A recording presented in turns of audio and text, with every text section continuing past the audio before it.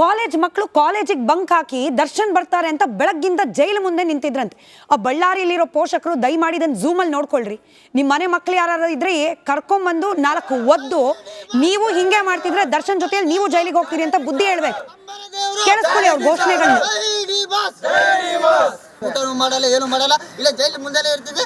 ಜೈ D boss, Jai D boss, Jai D boss, Jai D boss, ಕಂಬಲ ದೇವರು, challenging star, ಕಂಬಲ ದೇವರು, challenging star, Jai D boss, D boss, D boss, D boss, D boss.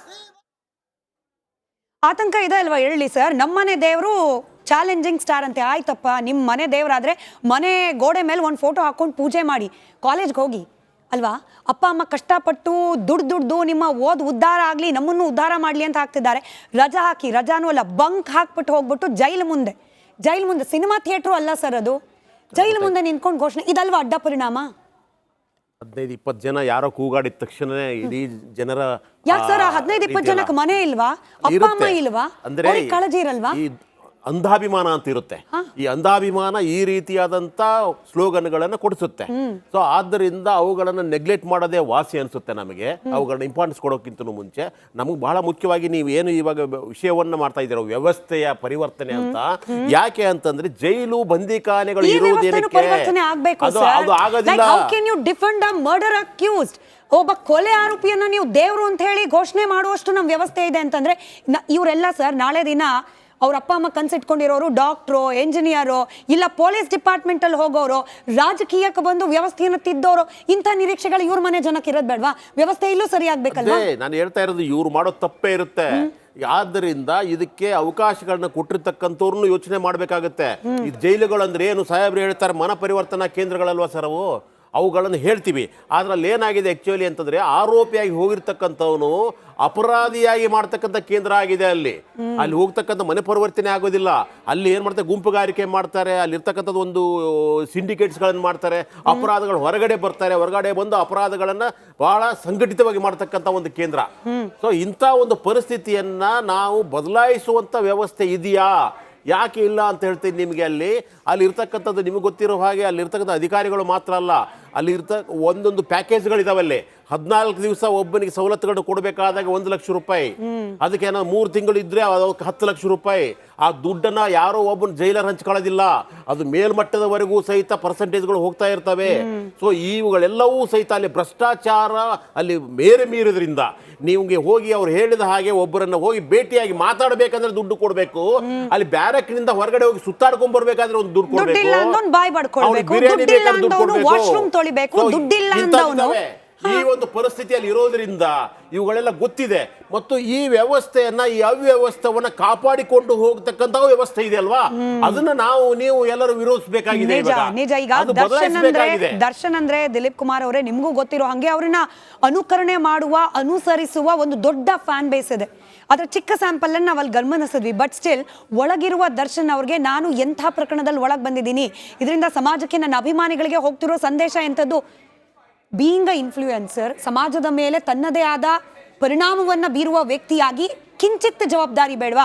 ಇವತ್ತು ಚೇತನ್ ಅವ್ರು ಮಾತನಾಡಿದ್ರೆ ನಾನು ಕೇಳಿಸ್ಕೊಂಡೆ, sensible ಅನ್ಸ್ತಪ್ಪ. ಅವ್ರದ್ದು ಬೇರೆ ಐಡಿಯಾಲಜಿಗಳು, ಅದ್ರ ಬಗ್ಗೆ ಏನೇ ಆಕ್ಷೇಪಣೆ ಇದ್ರೂ ಕೂಡ ಈ ದೃಶ್ಯದಲ್ಲಿ ನೋಡಿ, ಈ ಫೋಟೋದಲ್ಲಿ ನೋಡಿ, ಅವರ ಸುತ್ತ ಇರೋರು ಯಾರು?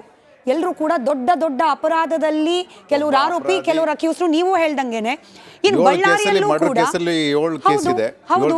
ಏನ್ ಸಂದೇಶ ಕೊಡ್ತಿದ್ದೀರಿ ಹಾಗಾದ್ರೆ? ಏನ್ ಸಂದೇಶ ಕೊಡ್ತಿದ್ದೀರಿ? ಅಲ್ಲಿಂದ ವಿಡಿಯೋ ಕಾಲ್ ಮಾಡಿದ್ ಯಾರಿಗೆ? ಪುಡಿ ರೌಡಿಗೆ. ಅವನೇನೋ ಕಲಾಸಿಪಾಳ್ಯದಲ್ಲಿ ಹವಾ ತೋರಿಸ್ಕೊಳ್ಬೇಕು ಅಂತ ಅದನ್ನ ಸ್ಟೇಟಸ್ ಅಲ್ಲಿ ಹಾಕೊಂಡಂತೆ. ಏನ್ ಮೆಸೇಜ್ ಕೊಡ್ತಿದ್ದಾರೆ ದರ್ಶನ್ ಅವರು? ಇವಾಗ 2 ತರ ನಾವು ಮಾಡ್ಬೋದು. ಯಾಕಂದ್ರೆ ದರ್ಶನ್ ಅವರು ಹಲವಾರು ಪಾತ್ರ ಮಾಡಿದ್ದಾರೆ ಅಂದ್ರೆ ಇದುವರೆಗೂ. ಅದರಿಂದ ಹಲವಾರು ರೀತಿ ಎಲ್ಲ ಜನಗಳು ಇನ್ಫ್ಲೂಯೆನ್ಸ್ ಮಾಡಿರ್ಬೋದು. ಹಾಗಾಗಿ ಈ ಒಂದು ಅಪರಾಧ ಆ ಅಂಧಾಭಿಮಾನಕ್ಕೆ ಅದು ದೊಡ್ಡದಾಗಿಲ್ಲದ್ರೆ ಕಾಣ್ತಾ ಇರ್ಬೋದು ಒಂದು. ಇನ್ನೊಂದು, ಈ ಥರ ಫೆಸಿಲಿಟಿ ಕೊಡಲಿಕ್ಕೆ ಯಥಾ ರಾಜ ತಥಾ ಪ್ರಜೆ. ನೀವು ಒಬ್ಬ ವ್ಯಕ್ತಿಗೆ ನಾನು ಇಷ್ಟು ಲಂಚ ಕೊಡಬೇಕಂತ ಹೇಳಿದ್ರೆ ಅದು ಎಲ್ಲಿವರೆಗೂ ಹೋಗ್ತದೆ ಅಂತಂದರೆ ಮಂತ್ರಿವರೆಗೂ ಹೋಗ್ತದೆ ಅಂತಂದರೆ, ಅಂದರೆ ಸರ್ಕಾರ ಕೂಡ ಹೋಗ್ತದೆ ಅಂತಂದರೆ, ಆದರೆ ಮೇಲ್ಗಡೆ ಇರ್ತಕ್ಕಂಥ ವ್ಯಕ್ತಿ ಸರಿ ಇದ್ದಿದ್ರೆ ಎಲ್ಲ ವ್ಯವಸ್ಥೆನೂ ಕೂಡ ಸರಿ ಇರುತ್ತೆ. ಇಲ್ಲಿನ ವ್ಯವಸ್ಥೆಗೆ ಸರ್ಕಾರವೇ ಕಾರಣ ಅಂತೇಳ್ಬಿಟ್ಟು ಹೇಳ್ಬೋದು. ನಾನು ಈ ಸರ್ಕಾರ ಆ ಸರ್ಕಾರ ಅಂತೇಳ್ಬಿಟ್ಟು ಹೇಳಲ್ಲ. ಸೊ ನೀವು ಒಂದು ಪ್ರತಿಯೊಂದು ಟ್ರಾನ್ಸ್ಫರ್ಗೆ, ನೀವು ಜೈಲರ್ಗೆ ನೀವು ಇಲ್ಲಿಗೆ ಬೆಂಗಳೂರಿಗೆ ಹಾಕಲಿಕ್ಕೆ ಸೆಂಟ್ರಲ್ ಪ್ರಿಸನ್ ಪರಪನಗರ ಹಾಕ್ಲಿಕ್ಕೆ ಇಷ್ಟಿತ್ತು ಅಂತೇಳ್ಬಿಟ್ಟು ನೀವು ಫಿಕ್ಸ್ ಮಾಡ್ತಾ ಹೋದ್ರೆ ಎವ್ರಿ ಇಯರ್ ಒಂದೊಂದು ಟರ್ಮಿಗೆ ಒಂದು ಸ್ಟೇಷನ್ಗೆ ಒಬ್ಬ ಇನ್ಸ್ಪೆಕ್ಟರ್ ಹಾಕ್ಬೇಕು ಅಂತ ಹೇಳಿದ್ರೆ ಅಲ್ಲಿ ಇಷ್ಟು ಲಂಚ ಕೊಡ್ಬೇಕು ಅಂತಂದ್ರೆ ಹತಾಶೆಯಲ್ಲಿ ಅಂದ್ರೆ ನಮ್ಮ ವ್ಯವಸ್ಥೆ ಬದಲಾಗಲ್ಲ ಅನ್ನೋ ಹತಾಶೆಯಲ್ಲಿ ಡಿಬೇಟ್ ನ ಎಂಡ್ ಮಾಡ್ಲಿಕ್ಕೆ ನನಗೆ ಇಷ್ಟ ಇಲ್ಲ. Malagatti sir, short and sweet ಆಗಿ ಬದಲಾವಣೆ ಆಗಬೇಕು ಸರ್. ಈಗ ಬಳ್ಳಾರಿಗೆ ಹೋದ ತಕ್ಷಣ ಕ್ಲಿಯರ್ ಆಗಲ್ಲ, ಅದು ನಮಗೆ ಗೊತ್ತಿದೆ. ಕ್ಲಿಯರ್ ಆಗಬೇಕು ಅಂದ್ರೆ ಏನಾಗಬೇಕು? ಮಾಡ್ಲಿಕ್ಕೆ ಸಾಧ್ಯನೇ ಇಲ್ವಾ? ಈಗ CCB ಅವ್ರು ರೇಡ್ ಮಾಡ್ಲಿಕ್ಕೆ ಹೋದಾಗ ಅರ್ಧ ಗಂಟೆ ಅವ್ರು ಹೊರಗೆ ನಿಲ್ಲಿಸಿದ್ರಂತೆ. ಅರ್ಧ ಗಂಟೆ ನಿಲ್ಲಿಕ್ಕೆ ಹೋದಾಗ ಇವ್ರ್ಯಾಕೆ ಅವ್ರ ಮಾತು ಕೇಳ್ಬೇಕು? ಯಾರು ಕಂಟ್ರೋಲ್ ಇದೆ? ನಮ್ಮ ಡಿಪಾರ್ಟ್ಮೆಂಟ್ ತಾನೇ ಕಂಟ್ರೋಲ್ ಇರೋದು. DG ನಮ್ಮವರೇ, ನಮ್ಮ ಪೊಲೀಸ್ ಡಿಪಾರ್ಟ್ಮೆಂಟ್, IG ನಮ್ಮವರೇ. ಅವ್ರಿಗೆ ಫೋನ್ ಮಾಡಿ ಕೇಳಕ್ಕೆ ಹೋಗುದಿಲ್ಲ. ಅವ್ನು ಸೂಪರ್ಡೆಂಟ್ ಇಲ್ಲ, ಸೀನಿಯರ್ ಸೂಪರ್ಡೆಂಟ್ ಇಲ್ಲ, ಅವ್ರು ಬರ್ಲಿ, ಬಂದ ಮೇಲೆ ಬಿಡ್ತೀವಿ ಅಂತಂದ್ರೆ ಇವ್ರು ಯಾರು ಹೇಳಿ ಕೇಳಲಿಕ್ಕೆ? ಇವ್ರ ಅವ್ರ ಕಡೆಯಿಂದ ಫೋನ್ ಮಾಡಿಸಿ ಹೋಗ್ಬೋದಿತ್ತಲ್ಲ. CCB ಇಂದನೇ ಆಂತರಿಕವಾಗಿ ಜೈಲಿಗೆ ಇನ್ಫಾರ್ಮೇಶನ್ ಹೋಗಿದೆ, CCB ಬರ್ತಾ ಇದಾರೆ ಅಂತ ಹೇಳ್ಬಿಟ್ಟು ಅಲ್ಲಿಗೆ ಅದ್ರ ಮೇಲೆ ಕೂಡ ತನಿಖೆ ಅದು ಬೇರೆ ವಿಷಯ. ಅದ್ರ ಬಗ್ಗೆ ವಿಚಾರಣೆ ಮಾಡ್ಲಿ, action ತಗೊಳ್ಳಿ. ಮಾಡಿದ್ದಾರೆ. ಅಲ್ಲ, ಇವ್ರು ಅರ್ಧ ಗಂಟೆ ಕಾಯ್ಬೇಕಾಗಂತ ನಾನು ಹೇಳೋದು. ನಮ್ಮ ಅಧಿಕಾರಿಗಳೇ ಅಲ್ಲಿರುವಾಗ ಇವರೇ ಫೋನ್ ಮಾಡಿ ಹೇಳ್ಬೋದಾಗಿತ್ತಲ್ಲ, ಸರ್ ಹಿಂಗೆ ನಮಗೆ ಸ್ಟಾಪ್ ಮಾಡ್ತಾ ಇದ್ದಾರೆ, ನೀವು ಅವ್ರಿಗೆ ಒದಿರಿ ಸಹ ಮಕ್ಕಳಿಗೆ ಸಸ್ಪೆಂಡ್ ಮಾಡಿರಿ ಅವ್ರಿಗೆ ಅಂತ. ಇವರಿಂದ ಅವ್ರಿಗೆ ಚೆಕ್ ಮಾಡ್ಲಿಕ್ಕೆ ಹೋಗಿದ್ದಾರೆ, ಆನ್ ಡ್ಯೂಟಿ ಹೋಗಿದ್ದಾರೆ. ಅವ್ರ ಮೇಲೆ ಒಂದು ಕೇಸ್ ರಿಜಿಸ್ಟರ್ ಮಾಡಬೇಕಿತ್ತು, 353 ಹಾಕ್ಬೇಕಾಗಿತ್ತು ಅವ್ರ ಮೇಲೆ, ಜೈಲವ್ರ ಮೇಲೆ. ಯಾಕೆ ಸ್ಟಾಪ್ ಮಾಡ್ಬೇಕು? ಅವರು ಸ್ಟಾಪ್ ಮಾಡ್ಲಿಕ್ಕೆ ಅವ್ರು ಯಾರು? ಈ ಪೊಲೀಸರದ್ದು ಇರೋದು ಜೈಲಿನಿಂದ ಹೊರಗಡೆ ಮಾತ್ರ, ಒಳಗಡೆ ಇರೋದು ಜೈಲರು ಅವ್ರು ಸಂಬಂಧಪಟ್ಟಿದ್ದು. ಇವಾಗ ಬರ್ಲಿ, ನಾವು ರೇಡ್ ಮಾಡ್ಲಿಕ್ಕೆ ಹೋದಾಗ ನಮಗೆ ಯಾರು ಅಬ್ಜೆಕ್ಟ್ ಮಾಡೋದಿಲ್ಲ, ಸೈಡ್ ನೇರವಾಗಿ ಬಿಡ್ತಾರೆ. ಆದ್ರೆ ದುರ್ದೈವ ಅಂದ್ರೆ ಇವ್ರಿಗೆ ಅರ್ಧ ಗಂಟೆ ನಿಲ್ಲಿಸ್ತಾರೆ ಅಂದ್ರೆ ಮತ್ತೆ ಏನ್ ಸಿಗ್ತಾವ ಅಲ್ಲಿ? ಅರ್ಧ ಗಂಟೆಯಲ್ಲಿ ಎಲ್ಲ ಬಾಕ್ಸ್ ತಗೊಂಡು ಹೊರಗೆ ಹೋದ್ರೆ ಗಾರ್ಬೇಜ್ ಹೊರ ಹಾಕದ ಅಂತ ಹೇಳಿದ್ರು. ಗಾರ್ಬೇಜ್ ಅಷ್ಟೊಂದು 20 ಬಾಕ್ಸ್ ಗಾರ್ಬೇಜ್ ಬರ ತನಕ ಯಾಕೆ ಇಟ್ಕೊಂಡಿದ್ರು? ಅದೊಂದು ಪ್ರಶ್ನೆ ಇದೆ. ಎನಿವೆ ಇವತ್ತಿನ ಚರ್ಚೆಗೆ ಸಮಯ ಇದ್ದದಷ್ಟೇ. ಶಕ್ತಿ ಬೇಕು. ಎಲ್ಲ ಏನಲ್ಲಿ ಸಿಸ್ಟಮ್ ಏನಿದೆ, ತಾಂತ್ರಿಕ ಏನು ವ್ಯವಸ್ಥೆ ಇದೆ, ಅದು ಬಹಳ ಹಳೆಯ ವ್ಯವಸ್ಥೆ. 10 ವರ್ಷದ ಹಿಂದೆ ಎಂದು ಜೈಲು ಆಗಿದ್ದೇವೆ ಅಂದ್ಲೇ ಹಾಕಿದ್ದಾವೆ. ಅವೆಲ್ಲ ಬದಲಾವಣೆ ಆಗಬೇಕು. ಬದಲಾವಣೆ ಆಗಬೇಕಾದ್ರೆ ಗೌರ್ಮೆಂಟ್ ದವರು ಬಜೆಟ್ ಸ್ಯಾಂಕ್ಷನ್ ಮಾಡಬೇಕು. ಬಜೆಟ್ ಸ್ಯಾಂಕ್ಷನ್ ಮಾಡಿ ಸರ್ಕಾರಕ್ಕೆ ನೇರವಾಗಿ ದರ್ಶನ್ ಅವರ ಪ್ರಕರಣ ಇವತ್ತಿಷ್ಟೆಲ್ಲ ರಾಧಾಂತ ಆಗಿರೋದಕ್ಕೆ ಸರ್ಕಾರವೇ ಹೊಣೆ ಅಂತ ಯಾಕೆ ಹೇಳ್ತಿದೀವಿ ಅಂತಂದ್ರೆ, ದರ್ಶನ್ ಅವರ ಪ್ರಕರಣ ಹೈಲಿ ಇನ್ಫ್ಲೂಯೆನ್ಷಿಯಲ್, VVIP ಪ್ರಕರಣ, ಮಾಧ್ಯಮಗಳ ಕಣ್ಣು ಕಂಪ್ಲೀಟ್ ಆಗಿ ಈ ಪ್ರಕರಣದ ಮೇಲೆ ಇರುತ್ತೆ ಅಂತ ಗೊತ್ತಿದ್ದು ಕೂಡ ಈ ವಿಚಾರದಲ್ಲೂ ಲೋಪಗಳಾಗೋಗ್ಬಿಟ್ರಲ್ಲ, ಇದಕ್ಕಿಂತ ಅಟ್ಟರ್ ಫೇಲ್ಯೂರ್ ಇನ್ನೇನಾದ್ರೂ ಇರ್ಲಿಕ್ಕೆ ಸಾಧ್ಯವಾ? ಇದಕ್ಕಿಂತ ಮಾಧ್ಯಮಗಳ ಕಣ್ಗಾವಲು ಈ ಪ್ರಕರಣದಲ್ಲಿ ಇದೆ ಅಂತ ಗೊತ್ತಿದ್ದು ಕೂಡ ಜೈಲ್ ಒಳಗಡೆ ಸಿಗರೇಟು, ಜೈಲ್ ಒಳಗಡೆ ವಿಡಿಯೋ ಕಾಲು, ಮಾಧ್ಯಮಗಳ ಕವರೇಜ್ ಇಲ್ಲ ಅಂದಿದ್ದರೆ ಇನ್ನು ಯಾವ ಮಟ್ಟಕ್ಕೆ ಹೋಗ್ತಿತ್ತು ವ್ಯವಸ್ಥೆ? ಇದಿರೋದು ಬೇಸಿಕ್ ಪ್ರಶ್ನೆ. ಪರಮೇಶ್ವರ್ ಸಾಹೇಬ್ರೆ, ಮತ್ತೆ ಕೇಳ್ತಿದ್ದೀವಿ, ಮತ್ತೆ ದರ್ಶನ್ ಪ್ರಕರಣವನ್ನ ಮುಂದಿಟ್ಕೊಂಡು ನಿಮ್ಮ ವ್ಯವಸ್ಥೆಯ ಲೋಪದ ಬಗ್ಗೆ ನಾವು ನಿರಂತರವಾಗಿ ಪ್ರಶ್ನೆ ಮಾಡ್ತಲೇ ಇರ್ತೀವಿ. ಉತ್ತರ ಕೊಡಲೇಬೇಕಾದ ಅನಿವಾರ್ಯತೆ ನಿಮಗಿದೆ. ಯಾಕಂತಂದ್ರೆ ನೀವು ಈ ರಾಜ್ಯದ ಗೃಹ ಸಚಿವರು. ಇಷ್ಟ ಹೇಳ್ತಾ ಕಾರ್ಯಕ್ರಮದಲ್ಲಿ ಜಾಯ್ನ್ ಆದ ಎಲ್ಲರಿಗೂ ಕೂಡ ಧನ್ಯವಾದ. ನೋಡ್ತಾ ಇರಿ ರಿಪಬ್ಲಿಕ್ ಕನ್ನಡ, ಇದು ನಿಮ್ಮ ಧ್ವನಿ. ಇಡೀ ವ್ಯವಸ್ಥೆ ಹೆಂಗೆ ಸುವ್ಯವಸ್ಥಿತವಾಗಿ ನಾಟಕದ ವೇದಿಕೆ ಆಗಿದೆ, ನನಗೆ ಈ ಪದ ಬಳಕೆ ಮಾಡಲಿಕ್ಕೆ ಯಾವುದೇ ರೀತಿ ಹಿಂಜರಿಕೆ ಇಲ್ಲ. ಬಹಳ ಕ್ಲಿಯರ್ ಕಾನ್ಶಿಯಸ್ ಇಂದ ಹೇಳ್ತಿದ್ದೀನಿ. ನಾಟಕದ ವೇದಿಕೆ ರೆಡಿ ಮಾಡ್ಕೊಂಡಿದ್ದಾರೆ. ಪರಪ್ಪನ ಅಗ್ರಹಾರ ಟು ಬಳ್ಳಾರಿ ಅಂತ ಹೇಳಿ ಕಣ್ಣು ಒರೆಸೋ ತಂತ್ರ, ಸರ್ಕಾರದ ಕಡೆಯಿಂದ ಆಗ್ತಾ ಇರುವ ಕಣ್ಣು ಒರೆಸೋ ತಂತ್ರ. ಯಾಕೆ? ಪರಪ್ಪನ ಅಗ್ರಹಾರದಲ್ಲಿ ರಾಜಾತಿಥ್ಯ ಸಿಕ್ತು ಅಂತ ಹೇಳಿ ಬಳ್ಳಾರಿ ಕಳಿಸ್ಬಿಟ್ರೆ ಬಳ್ಳಾರಿಲಿ ಏನು ಆರಾಮಾಗಿರ್ತಾರೆ? ಅಲ್ಲೇನಾದ್ರೂ ವ್ಯತ್ಯಾಸ ಇದೆಯಾ? ಬಳ್ಳಾರಿಗೆ ಹೋದ ತಕ್ಷಣ ಯಾವುದೇ ವ್ಯವಸ್ಥೆ ಇಲ್ಲದೆ ಸಾಮಾನ್ಯ ಖೈದಿ ರೀತಿಯಲ್ಲಿ ಇದ್ಬಿಡ್ತಾರ? ದರ್ಶನ್ ಮಾತನಾಡಿದ್ದಾರೆ. ಅದೇ ವ್ಯಕ್ತಿ ಯಾರು ಜೈಲಿಗೆ ಹೋಗಿ ಆಚೆ ಬಂದು ನಾನು ಈಗಲೂ ಕೂಡ ದರ್ಶನ್ ಅಭಿಮಾನಿ ಅಂತ ಹೇಳ್ತಿದ್ದಾರೆ, ಅವ್ರು ಹೇಳ್ತಿದ್ದಾರೆ ಲೂಪ್ ಬೈಟ್ ಇದೆ, ಒಂದು ಕೇಳಿಸ್ಕೊಳ್ಳಿ, 2 ಸತಿ ಕೇಳಿಸ್ಕೊಳ್ಳಿ. ಅವ್ರು ಏನು ಹೇಳ್ತಿದ್ದಾರೆ? ಬಳ್ಳಾರಿಗೆ ಹೋದ್ಮೇಲೆ ಎಲ್ಲ ಸರಿ ಹೋಗ್ಬಿಡುತ್ತಾ?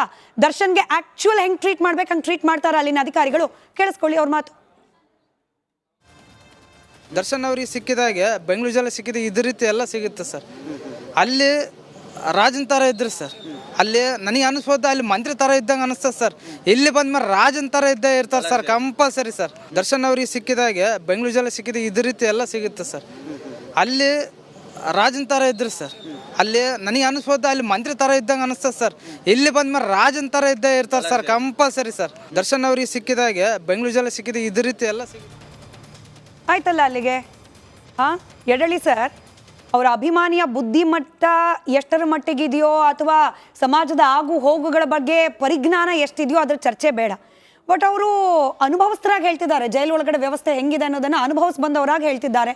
ಇಲ್ಲಿ ಮಂತ್ರಿ ಥರ ಇದ್ರು, ಇಲ್ಲಿ ರಾಜನ್ ಥರ ಇರ್ತಾರೆ. ಆತ ಒಬ್ಬ ಕೊಲೆ ಆರೋಪಿ, ಇಲ್ಲಿ ಮಂತ್ರಿ ಥರ ಇದ್ದಂತೆ, ಅಲ್ಲಿ ರಾಜನ್ ಥರ ಇರ್ತಾನಂತೆ. ಯಾಕೆ ಕಳಿಸ್ಬೇಕು ಸರ್? ಇದು ನಾಟಕದ ವೇದಿಕೆ ಅಲ್ವಾ? ಕಣ್ಣುರ್ಸೋ ತಂತ್ರ ಅಲ್ವಾ? ನಾವು ಬಳ್ಳಾರಿಗೆ ಶಿಫ್ಟ್ ಮಾಡಿಬಿಟ್ಟಿದ್ದೀವಿ, ಅಲ್ಲಿಗೆ ದರ್ಶನ್ಗೆ ಕೊಡಬೇಕಾದ ರೀತಿಯ ಪನಿಷ್ಮೆಂಟ್ ಕೊಡ್ತಿದ್ದೀವಿ. ಯಾರನ್ನು ಮುಟ್ಟಾಳ್ರನ್ ಮಾಡಕ್ಕೆ ಹೊರಟಿದೆ ಸರ್ಕಾರ? ಅಲ್ಲ, ಅವ್ರು ಹೇಳೋದ್ರಲ್ಲಿ ಒಂದು ಸತ್ಯಾಂಶ ಇದೆ. ಯಾಕೆ ಅಂತಂದರೆ ಇಲ್ಲಿ ಇರೋದ್ರಲ್ಲೇ ಒಂದು ಸ್ವಲ್ಪ ಆದ್ರೂ ಇಲ್ಲಿ ಒಂದಿಷ್ಟು ಕ್ಯಾಮ್ರಾ ಗೀಮ್ರಾ ಎಲ್ಲ ಸ್ವಲ್ಪ ಇದ್ದಾವೆ, ಸ್ವಲ್ಪ ಜಾಮರ್ ವ್ಯವಸ್ಥೆನೂ ಇದೆ. ಯಾವಾಗ ಬೇಕು ಅದು ಜಾಮರ್ ಆನ್ ಆಗುತ್ತೆ, ಯಾವಾಗ ಬೇಕು ಅವಾಗ ಆಫ್ ಮಾಡುತ್ತಾರೆ ಇಲ್ಲಿ. ಆದರೆ ಬೇರೆ ಜೈಲುಗಳಲ್ಲಿ ಜಾಮರ್ ಇಲ್ಲವೇ ಇಲ್ಲ. ಎಲ್ಲಿ ಜಾಮರ್ ಇದೆಯೋ ಅದು ಕೆಲಸ ಮಾಡೋದಿಲ್ಲ. ಅಕಸ್ಮಾತ್ ಕೆಲಸ ಮಾಡಿದರೂ ಸಹಿತ ಅದು ಹಳೆ ಮಾಡೆಲ್ ಜಾಮರ್ಗಳು ಈಗಿರ್ತಕ್ಕಂಥ 4G 5Gನ ನೆಟ್ವರ್ಕ್ನ ಅದು ನಿಲ್ಲಿಸೋದು ಇಲ್ಲ. ಸೊ ಈ ರೀತಿಯಂಥ ವ್ಯವಸ್ಥೆ ಇರೋದ್ರಿಂದ ಸೊ ಬೇರೆ ಚಿಕ್ಕ ಜೈಲುಗಳಲ್ಲಿ, ಜಿಲ್ಲಾ ಜೈಲುಗಳಲ್ಲಿ ಇನ್ನೂ ಸ್ವಲ್ಪ ಆರಾಮಾಗಿ ಇರಬಹುದು ಅಂತ ಅವರು ಅನಿಸಿಕೆ, ಅದು ಸತ್ಯವೂ ಕೂಡ ಆಗಿದೆ. ಸೊ ಆದ್ದರಿಂದ ಈಗ ಇದು ದರ್ಶನ್ ಅನ್ನೋದು ಒಂದು ವ್ಯಕ್ತಿಗತವಾದಂಥದ್ದು ಇರುತ್ತೆ, ಆದರೆ ಇಡೀ ವ್ಯವಸ್ಥೆ ಬದಲಾಗುತ್ತಾ? ದರ್ಶನ್ ಇಲ್ಲ ಇನ್ನೊಬ್ಬ ಹೋದ್ರೂ ಸಹಿತ ಇದೇ ರೀತಿಯಾಗಿರ್ತಕ್ಕಂಥ ಸೆಲೆಬ್ರಿಟಿನೋ ರಾಜಕಾರಣಿ ಹೋದರೆ ವ್ಯವಸ್ಥೆ ಇದೇ ಥರ ಇದೆ. ಹಿಂದೆ ಲಾಲು ಪ್ರಸಾದ್ ಯಾದವ್ ಅವರು ಜೈಲಲ್ಲಿ ಇದ್ದಾಗ ಎಲ್ಲ ಫೆಸಿಲಿಟಿಗಳನ್ನು ಕೊಟ್ಬಿಟ್ಟು ಅವ್ರನ್ನ ಸಾಕಿತು ವ್ಯವಸ್ಥೆ. ಈ ರೀತಿಯಾಗಿ ಹಲವಾರು ವ್ಯವಸ್ಥೆ ನಾವು ನೋಡ್ತಾ ಬಂದಿದ್ದೀವಿ. ಆದರೆ ಇವಾಗಲೂ ಸಹಿತ ದರ್ಶನ್ ಅನ್ನೋನು ಒಬ್ಬ ಸೆಲೆಬ್ರಿಟಿಯನ್ನು ನಾವು ಟಾರ್ಗೆಟ್ ಮಾಡ್ತಾ ಹೋಗ್ತಾ ಇದ್ದೀವಿ, ಆದರೆ ವ್ಯವಸ್ಥೆಯನ್ನು ಯಾಕೆ ಟಾರ್ಗೆಟ್ ಮಾಡ್ತಾ ಇಲ್ಲ? ಇಡೀ ವ್ಯವಸ್ಥೆ ಈ ರೀತಿಯಾಗಿದೆ. ಈ ಪೊಲೀಸ್ ವ್ಯವಸ್ಥೆ ಇವರು ಸಾಹೇಬ್ರು ಹೇಳ್ತಾ ಇದ್ದಾರಲ್ವಾ, ಯಾಕೆ ಪೊಲೀಸ್ ಸರ್ ಇವತ್ತಿನ ಚರ್ಚೆ ಉದ್ದಕ್ಕೂ ನಾನು ಅದನ್ನೇ ಹೇಳ್ತಿರೋದು. It's not only about Darshan. ವ್ಯವಸ್ಥೆ ಸರ್ಕಾರದ ಅಡಿಯಲ್ಲಿ ಆಗ್ತಾ ಇರುವ ಅವ್ಯವಸ್ಥೆ ನಾವು ಡೈರೆಕ್ಟ್ ಆಗಿ ಹೇಳ್ತಿದೀವಿ. Shame on Congress government. ಈ ರೀತಿಯಾದ ವ್ಯವಸ್ಥೆಗಳು ಈಗ ಬಿಜೆಪಿ ಇದ್ದಿದ್ರು, ನಾನು ಅದನ್ನೇ ಹೇಳ್ತಿದ್ದೆ ಸರ್, ಬಿಜೆಪಿ ಇದ್ದಿದ್ರು ನಾನು ಅದಕ್ಕೆ ನೋಡಿ ನೀವು ವಿಜುವಲ್ ಗಮನಿಸಿದ್ರು ಅಲ್ವೋ, ನಾವು ಬೊಮ್ಮಾಯಿ ಅವ್ರದ್ದು ವಿಜುವಲ್ ಹಾಕೊಂಡಿದೀವಿ, ಆರಾಗ ಜ್ಞಾನೇಂದ್ರ ಅವ್ರನ್ನ ತೋರಿಸ್ತಿದೀವಿ, ಇವರೆಲ್ಲರೂ ಹೋಮ್ ಮಿನಿಸ್ಟರ್ ಆಗಿದ್ದವ್ರೆ ಸರ್. ಆಗೇನ್ ಶುದ್ಧವಾಗಿತ್ತ ವ್ಯವಸ್ಥೆ ನನ್ನ ಕೇಳಿದ್ರೆ ಇಲ್ಲ, ಆಗ್ಲೂ ಹಾಗೆ. ಬಟ್ ಕಾಂಗ್ರೆಸ್ಗೆ 135 ಶಾಸಕರ ಬಲ ಕೊಟ್ಟಿದ್ಯಾಕೆ? ತಿದ್ದಿ ವ್ಯವಸ್ಥೆನ ಸರಿಪಡಿಸಿ ಹಾಳಾಗೋಗಿರುವ ವ್ಯವಸ್ಥೆನ ಇದಕ್ಕೆ ಕೊಟ್ಟಿದ್ದಲ್ವಾ?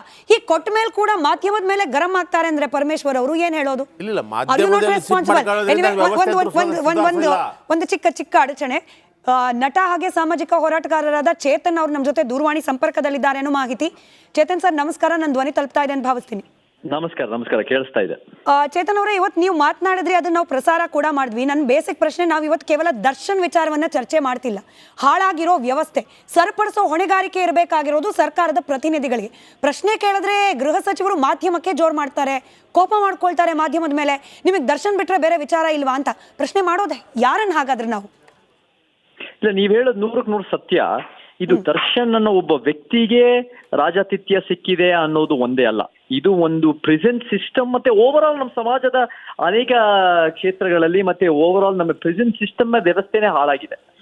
ಇವತ್ತು ಏನಾಗುತ್ತೆ ಅಂದ್ರೆ, ನಾನು ಆ ಫೋಟೋ ನೋಡಿದೆ, ಆ ಫೋಟೋ ವೈರಲ್ ಆಗಿದ್ದ ಫೋಟೋ ನೋಡಿದೆ. ನಾನು ಅದರಲ್ಲಿ ಗಮನಿಸಿದ್ದು ಏನಂದ್ರೆ, ನಾನು 2 ಸರಿ ಜೈಲ್ಗೆ ಹಾಕಿದ್ರು, ಅದು ಕಾನೂನು ಉಲ್ಲಂಘನೆಯಿಂದ ಜೈಲ್ ಹಾಕಿಲ್ಲ. ನಮ್ಮ ಹೋರಾಟಕ್ಕೆ ಸತ್ಯ ನೋಡ್ತಿದ್ದಕ್ಕೆ ಹೋದ ವರ್ಷ, ಅದಕ್ಕಿಂತ ಮುಂಚೆ 1 ವರ್ಷ 2 ಸರಿನೂ ಜೈಲ್ಗೆ ಹಾಕಿದ್ರು. ಆ ಜೈಲ್ನ ನಾನು 1000 ಜನ ನೋಡಿದೆ. ಕೈದಿಗಳು ಬೇರೆ ಬೇರೆ ಯಾವ ಅನೇಕ ಕಾರಣಾಂತರಗಳಿಂದ ಜೈಲಲ್ಲಿ ಇರ್ತಾರೆ. ಸಣ್ಣ ಪುಟ್ಟ ಕಳ್ತನೋ, ಲಂಚನೋ, ಅಥವಾ ಕೊಲೆ, ರೇಪು, ಅಥವಾ ಅಮಾಯಕರಿಗೆ ಎಂತೆಂತರೋ ಇರ್ತಾರೆ. 1000 ಜನದಲ್ಲಿ ಒಬ್ಬರಿಗೂ ಕೂಡ ಅಲ್ಲಿ ಒಂದು ಕುರ್ಚಿ ಕೊಟ್ಟಿಲ್ಲ, ಅಲ್ಲಿ ಒಂದು ಟೇಬಲ್ ಕೊಟ್ಟಿಲ್ಲ, ಅಲ್ಲಿ ಒಂದು ಕರವಸ್ತ್ರ ಇಲ್ಲ, ಅಲ್ಲಿ ಒಂದು ಯಾವುದೋ ಒಂದು ಟೀ ಕಾಫಿ ಮಗ್ಗು, ಒಂದು ಸಿಗರೇಟ್, ಇದು ಯಾವುದು ಸಿಕ್ಕಿಲ್ಲ. ನಾವು ಗಟ್ಟಿನದ ಮೇಲೆ ಬೆಳಿಗ್ಗೆಯಿಂದ ಸಂಜೆವರೆಗೂ ಕೂತು ನಮ್ಮ ಬೆನ್ನೆಲ್ಲ ನೋವಾಗಿ, ಹಿಂದ್ಗಡೆಲ್ಲ ನೋವಾಗಿ, ಅಲ್ಲೇ ಮಲಗಿ ಅಲ್ಲೇ ಕೂಡ್ಸೋದು. ಸೊ ಇದು ಏನ್ ತೋರಿಸುತ್ತೆ ಅಂದ್ರೆ, ದುಡ್ಡು ಮತ್ತೆ ನಿಮಗೆ ಪ್ರಭಾವ ಮತ್ತೆ ನಿಮಗೆ ಲಿಂಕು ಕನೆಕ್ಷನ್ ಇದ್ರೆ ನೀವು ಎಲ್ಲ ಒಂದು ಕುರ್ಚಿ ಸಿಗದೆ ಒಂದು ಕೆಲವರು ಹೇಳಿದ್ದಾರೆ ಅದೇನು ಸಿಂಹಾಸನನ, ನೀವು ಜೈಲ್ಗೆ ಹೋಗಿ ನೋಡಿದ್ರೆ ಒಂದು ಕುರ್ಚಿ ಕೊಟ್ರೆ ಅದು ನಿಜವಾದ ಸಿಂಹಾಸನನೇ ಅದು. ಯಾಕಂದ್ರೆ ನಿಮ್ಗೆ ಎಷ್ಟು ಆರಾಮ್ ಸಿಗತ್ತೆ. ಸೊ ಆ ನಿಟ್ಟಿನಲ್ಲಿ ಇಲ್ಲಿ ಬಹಳ ಲಿಂಕ್ಸ್ ಇದೆ. ಬಟ್ ಅದನ್ನ ಈ ಸರ್ಕಾರ ಕೂಡ ಅದರ ನಂತರ ರಿಯಾಕ್ಟಿವ್ ಆಗಿ 9 ಜನ ಇವರು ಪೊಲೀಸ್ ಆಫೀಸರ್ನ ತೆಗೆದಿದ್ದಾರೆ. ಅವಾಗ ಜೈಲ್ ಅಫಿಷಿಯಲ್ಸ್ ಅಂತ ಹೇಳ್ತಾರೆ, ಅಮಾನತು ಮಾಡಿದ್ದಾರೆ, ಸಸ್ಪೆಂಡು. ಮತ್ತೆ ದರ್ಶನ್ ಅವ್ರನ್ನ ಕೂಡ ಅದನ್ನ ಬೇರೆ ಕಡೆ ಶಿಫ್ಟ್ ಮಾಡ್ತಾರೆ ಅಂತ ಹೇಳ್ತಾರೆ. ಬಟ್ ಇಷ್ಟಕ್ಕೆ ಮುಗಿಸಿದ್ರೆ ಅದು ಒಂದು